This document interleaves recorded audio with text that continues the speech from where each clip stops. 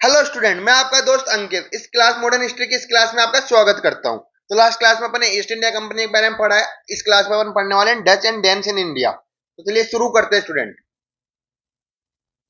तो देखिए, ये देखो जनरल फैक्ट्स वाले क्वेश्चन ज्यादा आते हैं डच वगैरह से, तो आप डायरेक्टली याद रख सकते हैं। 1596 में कॉर्नेलियस हॉर्टमोन जो पहले इंडिया पहुंचे थे। 1602 में Dutch east India company form हो गई थी, जिनका नाम क्या था, वीओसी। स्टूडेंट क्या नाम था, वीओसी। 1606 में पहली फैक्ट्री मसूलीपट्टनम में लगाई इन्होंने। चलो स्टूडेंट मुझे बताइए, ब्रिटिश ने पहली फैक्ट्री कहां पे लगाई थी और कब लगाई थी? स्टूडेंट्स मुझे कमेंट्स में जरूर आंसर बताइए इसका। और सेकंड फैक्ट्री इन्होंने लगाई निजामपट्टनम में, ये भी बेसिकली आंध्र प्रदेश में पड़ती है स्टूडेंट।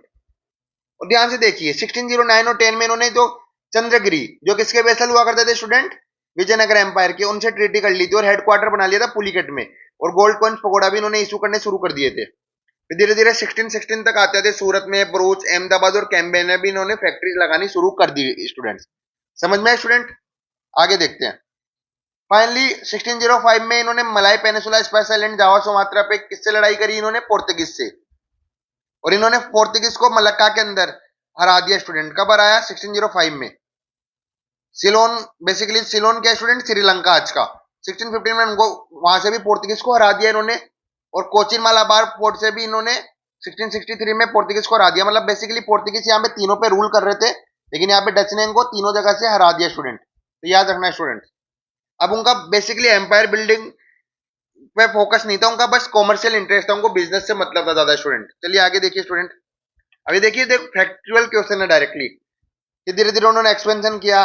बिमली पंटम में उन्होंने अपनी फैक्ट्री वगैरह लगाई, कारिकल तमिलनाडु में, चिंसूरा में आया, यहाँ पे तो लड़ाई भी होगी स्टूडेंट। तो उन्होंने यहाँ पे एक फोर्ट भी बनाया जिसका नाम क्या, गुस्तावस। तो ऑलरेडी अपन 4 फोर्ट देख चुके हैं। नाम बता सकते हैं स्टूडेंट? मुझे चारों फोर्ट्स के नाम आप कमेंट बॉक्स में बताइए कि पोर्तुगीज ने कौन से फोर्ट बनाए थे, ब्रिटिशर्स ने कौन से फोर्ट बनाए थे। और फाइनली इन्होंने कौन सा फोर्ट बनाया?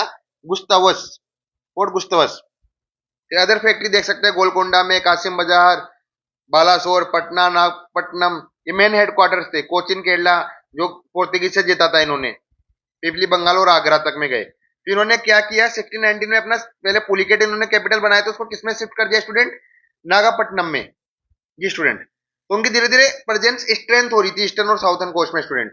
चलिए आगे देखिए। अब एंग्लो डच राइवलरी, तो मेन एक ही राइवलरी ज्यादा पड़ी जाती है, अम्बोइना की, जो कि बेसिकली इंडोनेशिया में हुई थी। यहाँ पे डच ने क्या किया था, 10 इंग्लिश मैन और 9 जापानीज को कॉन्स्पिरेशन के थ्रू मार दिया था।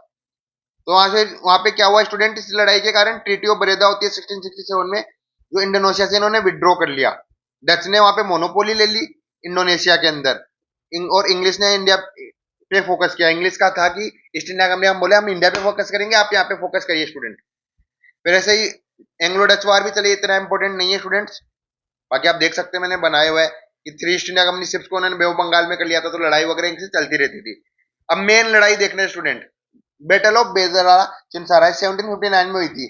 बैटल ऑफ प्लासी के बाद, बैटल ऑफ प्लासी में आने वाली क्लासेस में पढ़ाऊंगा, लेकिन ये वॉर आपको याद रखनी है स्टूडेंट। ये बैटल बहुत इंपॉर्टेंट है। ये किसके बीच में हुई थी? ईस्ट इंडिया कंपनी और वीओसी। वीओसी किसकी कंपनी थी? डच की। अब ईस्ट इंडिया कंपनी की तरफ से क्या था, तो सबसे पहले डच ने है ना कुछ रिएनफोर्समेंट मंगवाया था, बताया हुआ जावा से। जावा आइलैंड है ना इंडोनेशिया का, वहां से इन्होंने अपनी फोर्सेस वगैरह मंगवाई थी।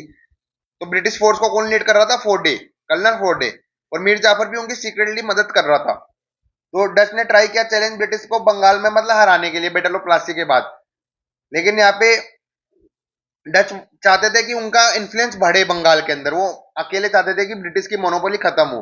बाकी आप बैटल ऑफ प्लासी समझेंगे तो आपको ये वाला बैटल ऑफ बेदरा और ज्यादा इजीली समझ में आएगा स्टूडेंट। तो रिजल्ट क्या हुआ कि डच पावर खत्म हो जाती है इंडिया में परमानेंटली, और ब्रिटिश अनडिस्प्यूटेड मास्टर बन जाते हैं किसके? बंगाल के। तो धीरे धीरे आपने देखा कि कंसोलिडेट कर रहे हैं ब्रिटिशर्स सुपरमेसी इन बंगाल, और एंडेड यूरोपियन राइवलरी खत्म हो जाती है।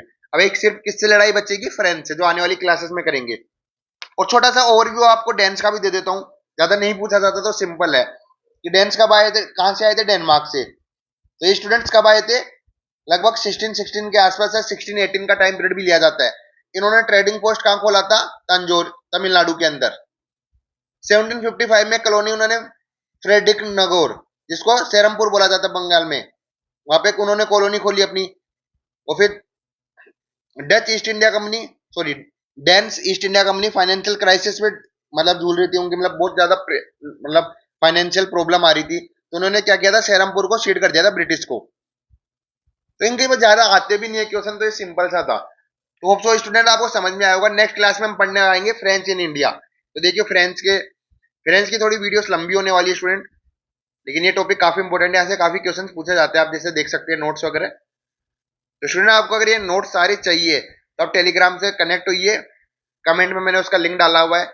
लाइक कमेंट शेयर करना मत भूलिए स्टूडेंट, और अगर आपने अभी तक चैनल को सब्सक्राइब नहीं किया तो सब्सक्राइब भी कर दीजिए स्टूडेंट। Thank you.